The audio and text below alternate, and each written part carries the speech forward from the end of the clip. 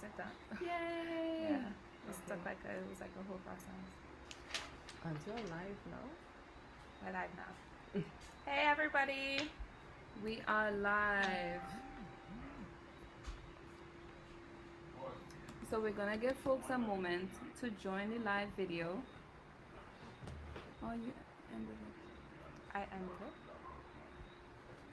No? Oh. Right. So we're going to give folks a minute to gather. How do you copy and paste? Okay, I'm figuring it out.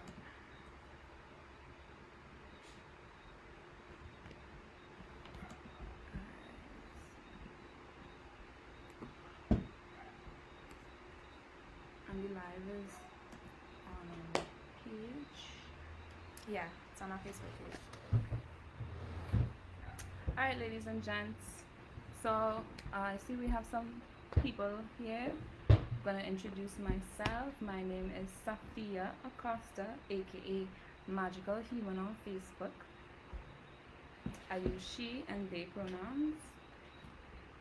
Hi everyone, my name is Johanna. My name is Johanna Reyes on Facebook. I also use she and they.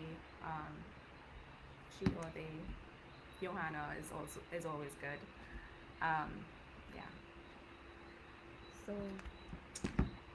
we're gonna talk about the film that we just watched, the 2 episodes, and we're gonna share our thoughts first, and then we're gonna ask y'all to share your thoughts. So we'll jump right in. I'm gonna throw you under the bus and say you wanna go first.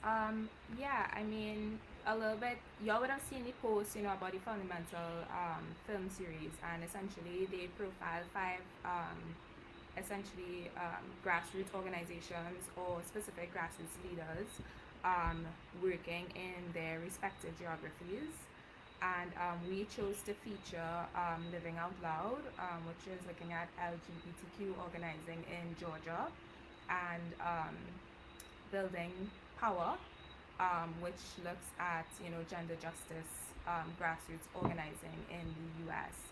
And I mean, what I found to be, I guess, kind of like a running theme throughout these 2 films is the fact that these women were able to continue their care work, their activism, while essentially being under attack, I guess, constantly. And that was something that I saw as something admirable, because I mean, obviously the stories and the circumstances that they're operating under aren't great, and it's a lot of pressure and stuff, but they manage to still care for each other and work together, and I think that's really important. Yeah. I'm trying to share our discussion on our Twitter. So can you share to the event page? Yeah, definitely. Yeah, and then from there I'll share.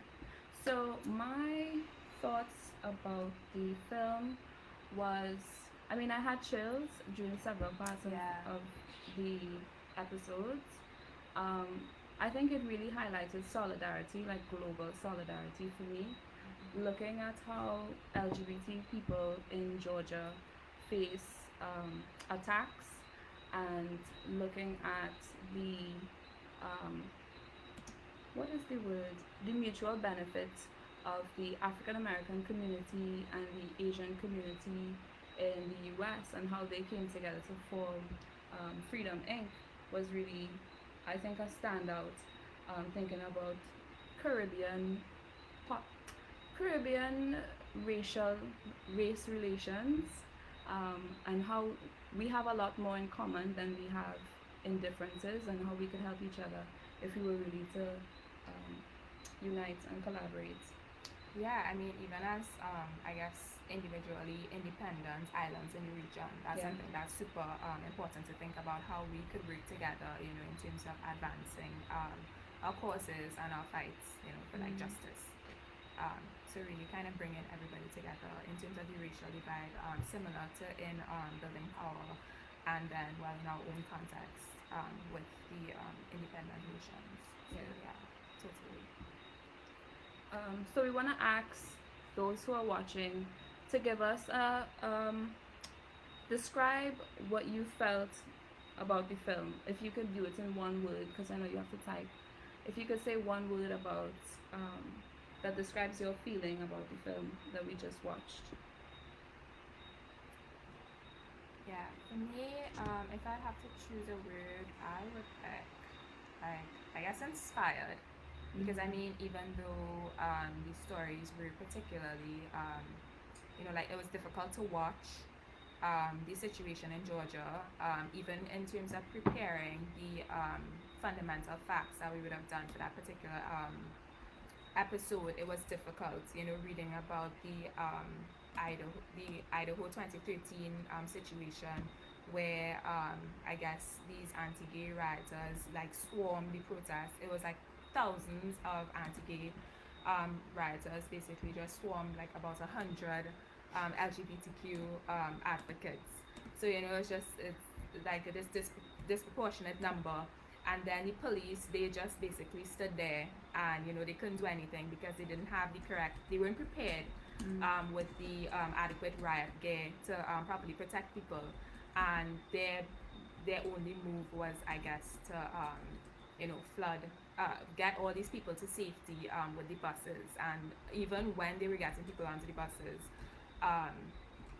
like, the rioters were persistent, and a lot of people got hurt, including the police officers.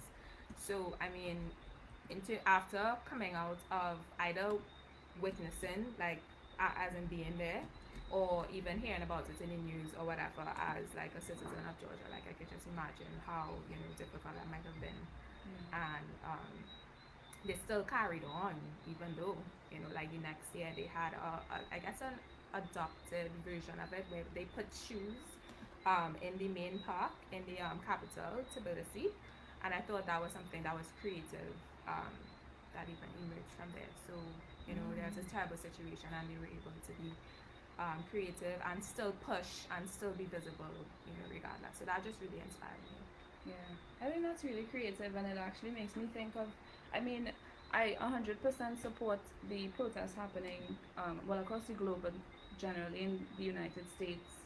And in the middle of a pandemic, there is, of course, the concern of, spreading the virus and exacerbating the pains of the community. So I think that, the shoe idea of, like, still having this statement, still making this proclamation of protest, but doing it in a way that is safe for them.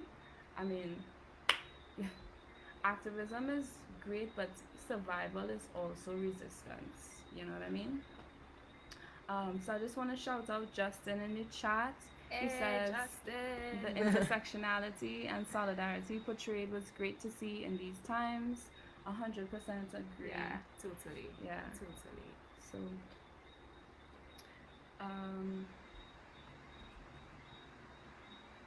questions? Yeah. Let's do some questions. So, I want to ask you a question, Jo.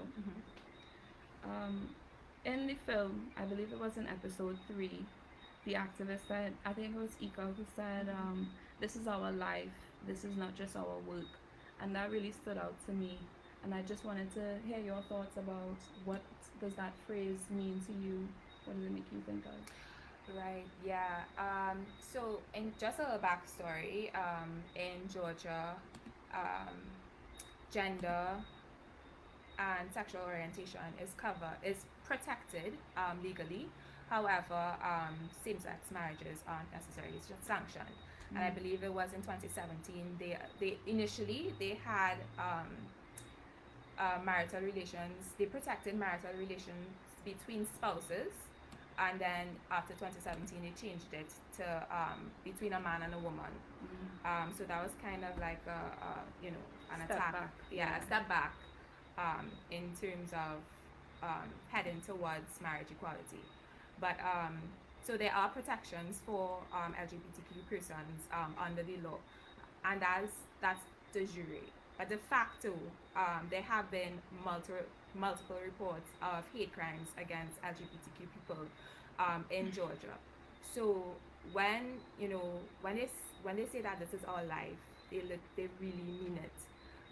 It's just them, walking in the streets and stuff like that. And if you look a particular way, you could be, susceptible to attacks. At these specific protests, in 2013, there were reports to Amnesty International, about specific acts of violence that were perpetrated against one of a person who was in the midst of the protest, who they weren't sure that it was a protester, and they weren't even sure that the person was a part of the LGBTQ community, but the anti-gay rioters, personally attacked them. So I mean, when they try to push back, against the oppression that they experience and the suppression from the anti-gay movement, which is usually powered by these religious groups, um, they face those attacks. So when they mean that it's their life, it means that like legit they're under attack, like they're being like literal, in terms of their lives. It's not just a job at like a fancy NGO, or anything like that. It's like they're really like trying to make themselves better. But then I think also in like a softer way, the work that they do with the victims of sexual assault and domestic violence, the Women's Initiative Support Group, that's the organization that ACTA runs. Um, that work that they do in terms of facilitating healing for persons who have been affected by those forms of violence, I think that's something that's so important, and really increases somebody's chances of of surviving and being like alive, like truly alive. Yeah. Something you said made me also think of when we think of like activists or advocates, we often think of people outside of the group that is facing the issues. So you tend to see people who aren't themselves faced with the problems being the ones to create solutions. And I think that, well, my personal philosophy is that you have to be in it to know what types of solutions will work. And so when talking about this quote that this is our life, not just our work, yeah, I think it's spot on, because you're literally doing it to preserve your life. You're literally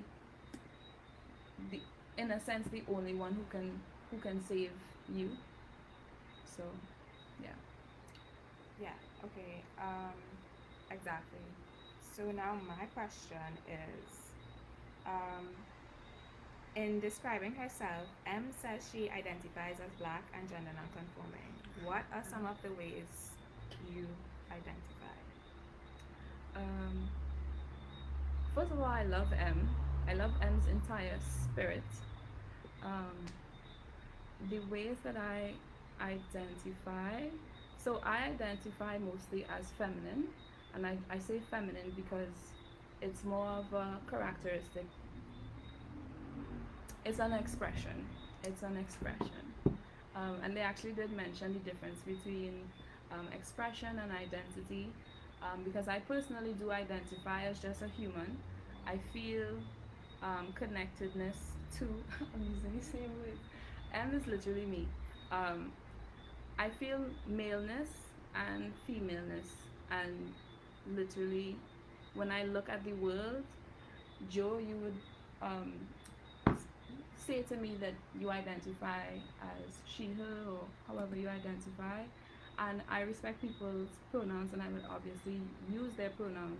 But when I look at the world, I don't necessarily see female and male, and I don't know if that's problematic, but I see the duality of both in almost everyone.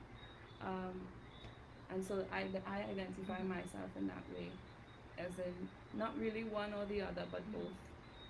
So I honestly prefer they, but I go by she because I've been socialized and I've grown up using she pronouns, and yeah.